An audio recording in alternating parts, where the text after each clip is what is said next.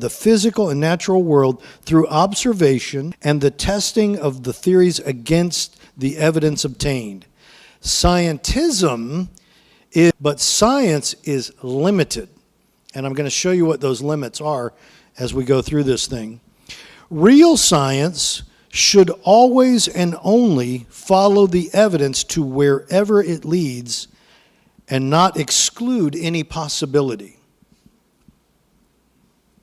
There is especially in higher ed, strategy to get people to only believe in natural processes, to eliminate the God factor, to kind of wash that from your mind. It's a strategy.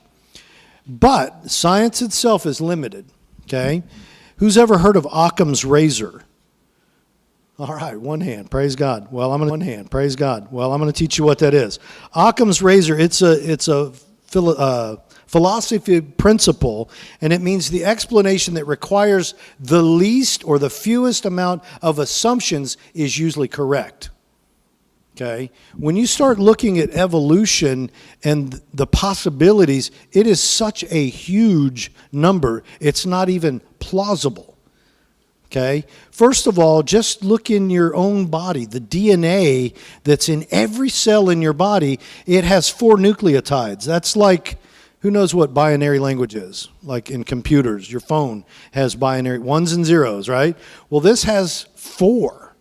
Your DNA has 4, and there's like 3.5 billion bits of information in every strand of DNA, of which you have trillions.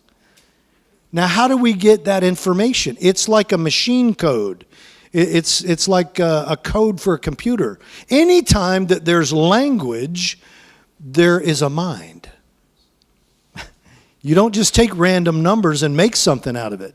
If you take that computer back there and you start janking around with the numbers, are you going to come up with something new? No, you're going to wreck what's there, right?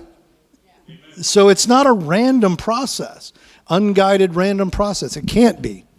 Now, the limits of science, as I said, we're going to talk about the limits of science. Science is limited as to the questions that it can answer. It cannot give us meaning or value. I want to say that again. It cannot give us meaning or value.